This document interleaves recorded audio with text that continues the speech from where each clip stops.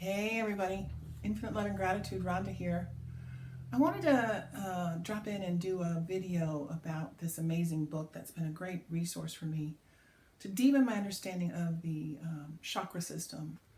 And it really does a really deep dive into the compare and contrast of the functional and dysfunctional aspects of the chakras. So those of you who are doing Lifeline with me, this will give you a greater insight into what's going on underneath that hood, underneath the radar. It's I think we discovered it in a book club that I did through Lifeline U, and I don't remember who turned me onto the book, but it's called Chakras and Their Archetypes by a woman named Ambika Waters, Ambika Wauters. That probably shows backwards on the YouTube video, but it's really helped me have a deeper understanding as to what's really going on in that core limiting belief, and so I hope it helps you too. So I'm just going to riff around, talk about it, and I hope you enjoy it. So we're going to start at the root chakra. So the root is at the base of your spine, the coccyx. It's that Kundalini energy starts there. It's red. And red, interestingly enough, is the first color that an infant sees.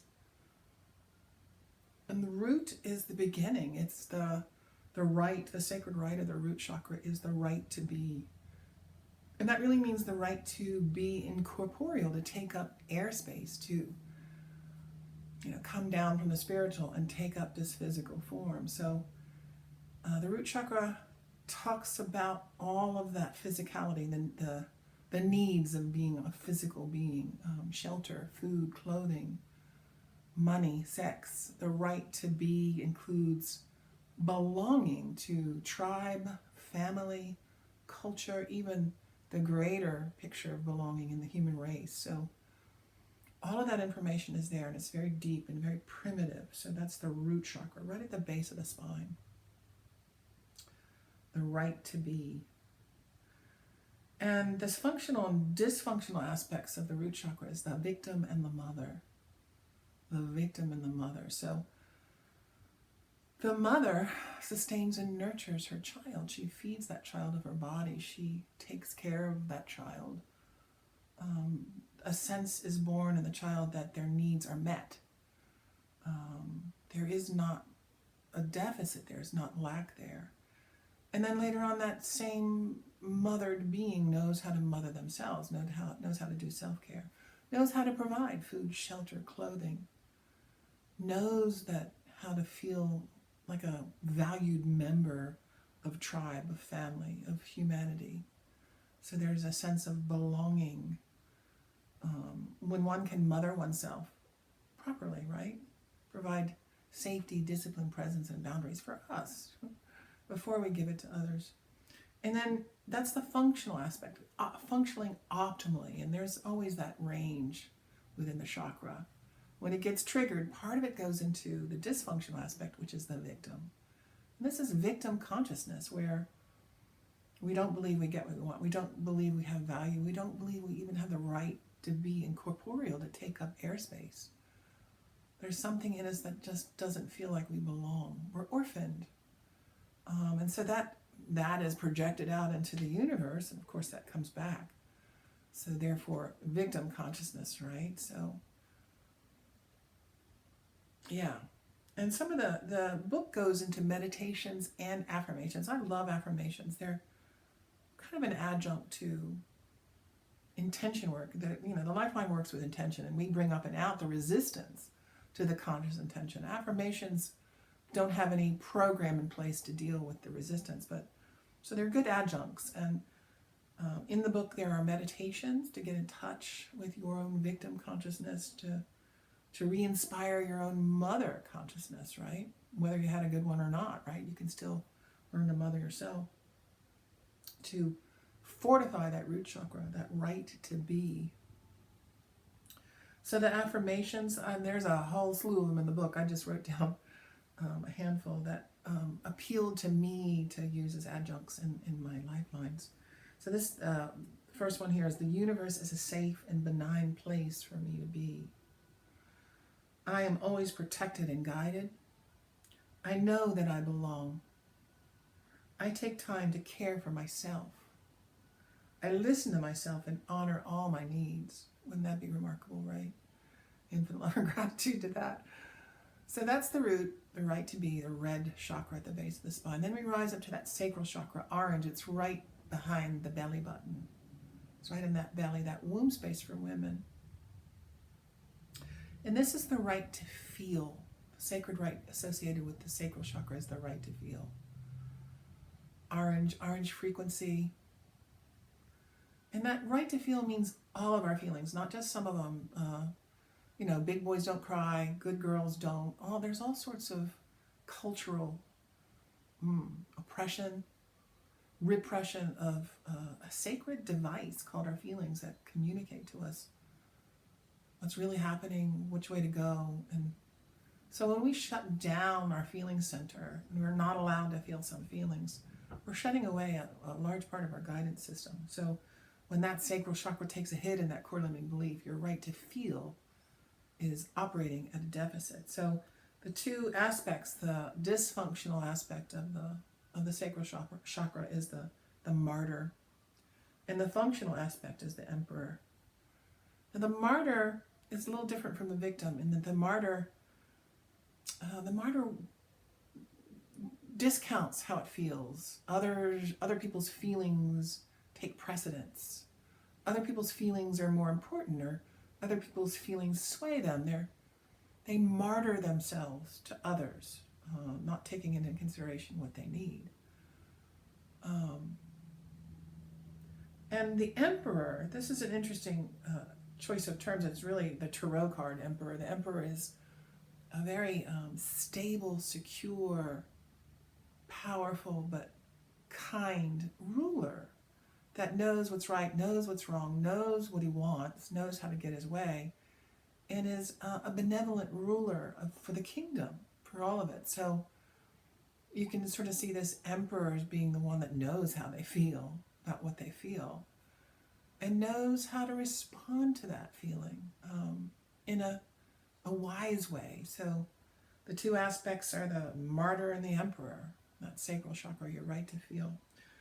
Some of the affirmations that I wrote down are: I am a free agent at all times and can fully communicate my feelings about any situation I am in. I release sacrifice from my life. I do what I choose for my own well-being and happiness. I accept pleasure as a part of my being. I am enough, and what I do is enough. Infinite love and gratitude to that. Up to the solar plexus, yellow, sunflower yellow, at the bread box, the belly. Picture a beautiful sunflower blooming there. And this solar plexus chakra is our value, our self-worth, our self-esteem, really our soul esteem. It's our sacred right to take action, to act, to do, to will, and to take action in the world. I mean, spirit can't. We are spirit's opportunity to express, right, in this 3D world from that world. And so to take action, we've got to have that will, we've got to have that certainty or that bravado, whatever the case may be, but we've got to start, right? So the two archetypes that are associated with this third chakra, the solar plexus chakra, and our right to act. The dysfunctional aspect is the servant, and the functional is the warrior. And the warrior is not like a warmonger or that. It's more like the peaceful warrior. Or how do you take up for yourself? How do you protect yourself and take up for yourself? How do you take action in a way that's honorable and true for you? Your will. What do you will? It's such a beautiful question to ask. It seems like that's been the question all this COVID time. What do you will? And the servant doesn't ask what it wills. It's asking what everybody else wants. It's asking, what can I do for you?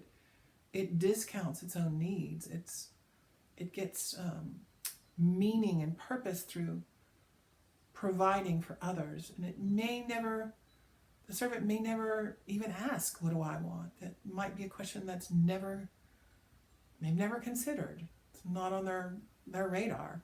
So it's very interesting. The servant and the warrior. The affirmations: I honor myself and treat myself with respect.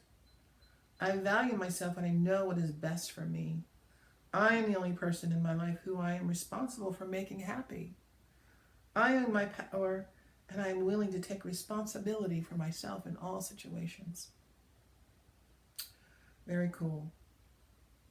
So that's more like the warrior Amazon that knows how to guide the two horses that run her cart, the white horse and the dark horse. I'm digressing here, but that warrior energy is the peaceful warrior. So then we move to the heart chakra. And this bridges the bottom three are really about the physicality, the physiology. The upper three get into more of the emotional and the spiritual. So the heart bridges the two. The heart is the master organ. Starts beating at 21 days in utero and doesn't stop until we get out. So there's actually even dendrites of mind in the heart, right? So the heart's color is green or pink.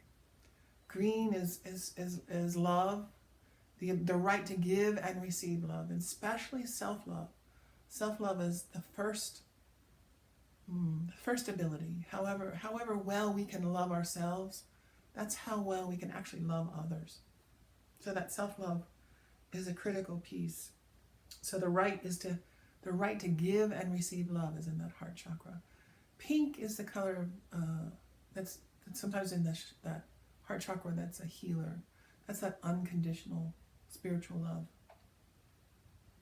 So the two aspects, the two archetypes, are the actor and the lover. This took me a while to sort of get with, and I thought, well, the actor puts on a good show. The actor knows how to fake it to make it, you know. The actor knows what to do, but oh my gosh, the stress and the planning, the plotting, the scheming, the cortisol, the level of thinking that has to go into provide oneself a role and to play it. That's harsh. That's hard, and it doesn't trust that heart. That heart is ooey and gooey, and when it's wide open, it loves without reason. It loves despite, in spite of. It loves warts and all. So the lover is more inclusive of all the darks and the lights of what loving entails. So the servant and the warrior are the dysfunctional and functional aspects. Oh, that's the solar plexus. The actor and the lover are the heart. The actor faking it till you make it, and the lover who is authentically loving in a compassionate way. All that's there, the whole package. So the affirmations are: I open my heart and accept others as they are. I am in tune with the love that fills the universe. I am perfectly myself and love the me I know myself to be. I choose love. So then we rise up to that throat chakra. The throat chakra is so delicate. This is our right to hear and speak truth. And it's nobody's truth but our own, right? That T word can be a little intimidating, but it's our truth. And hearing through illusion, delusion, confusion, and speaking our truth without doing harm, right? So that right to hear and speak truth is there. And the dysfunctional aspect of that is silent child. The functional aspect is the communicator. So when we are clear about what we feel and how we love, we are able to speak and hear truth. Our throat chakra optimally operates, and we communicate with flow, with succinct words, with beautiful words that don't harm anyone, but when they need to be strong, they're strong, and when they need to say no, they say no. That voice says no, and that voice says yes. It's not all sugar and spice and everything nice. That's not the truth. So the communicator communicates all of it in a way that can be received, right?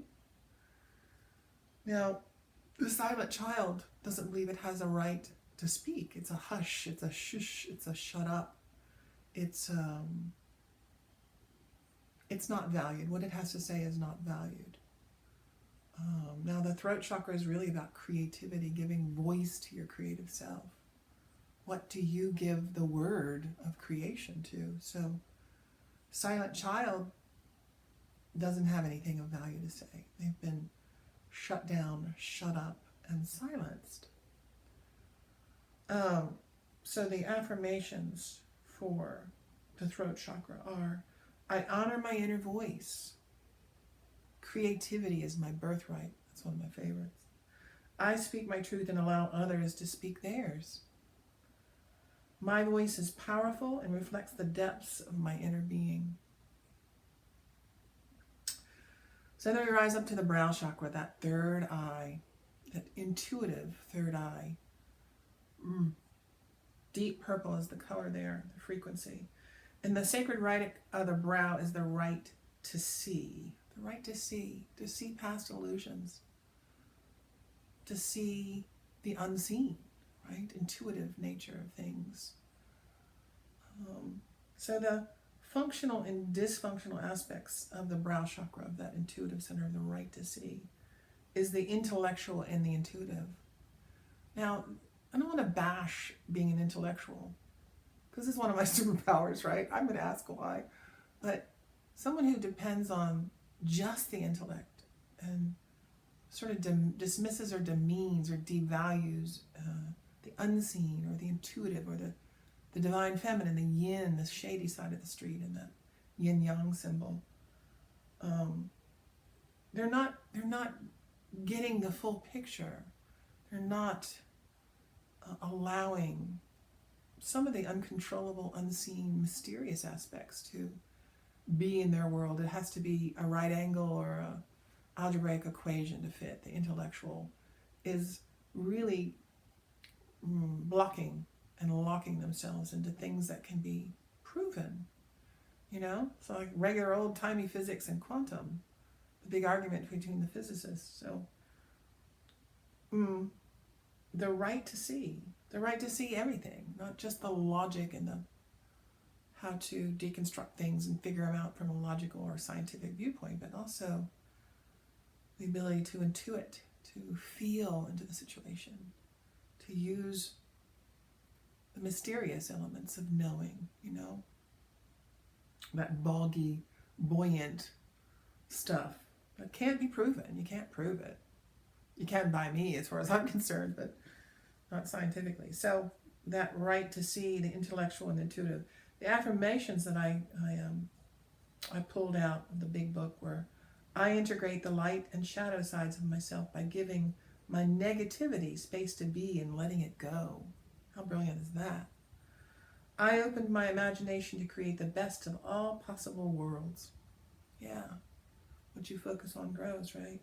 I receive guidance and protection at all times. The goodness and abundance of the universe is available to me at all times. And I love this one. I have nothing to prove in life. I am free to do what gives me joy and happiness. Amen. And then we're up to the crown. That portal in, that portal out, the crown. And this is the right to know. The right to know.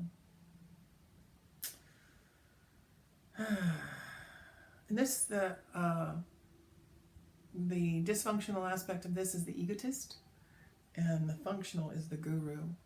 The egotist thinks that they need to figure it out. They're the ones that know.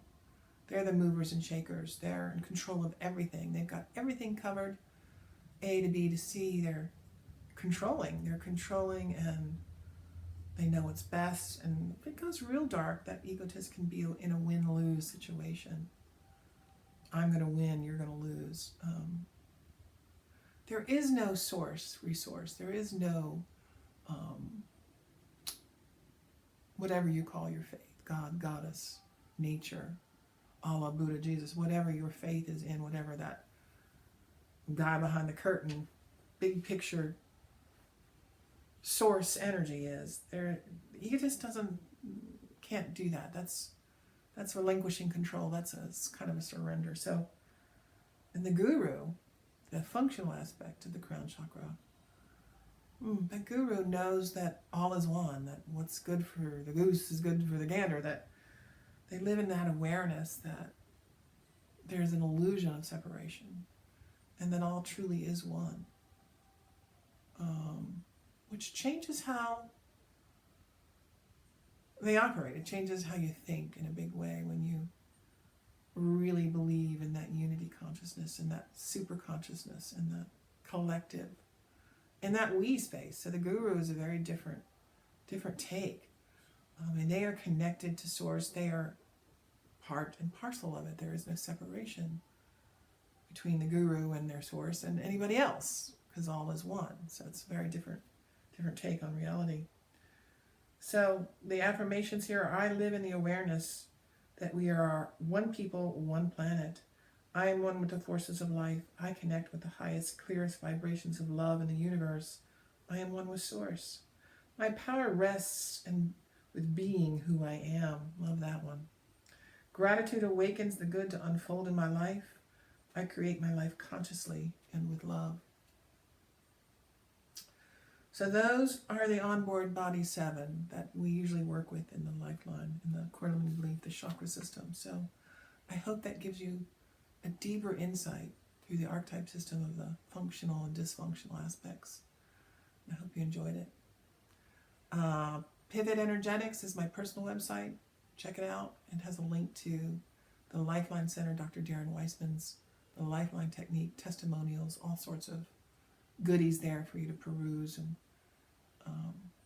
take a deeper dive into this thing called Lifeline. I hope you enjoyed this outtake on the chakras. Thanks.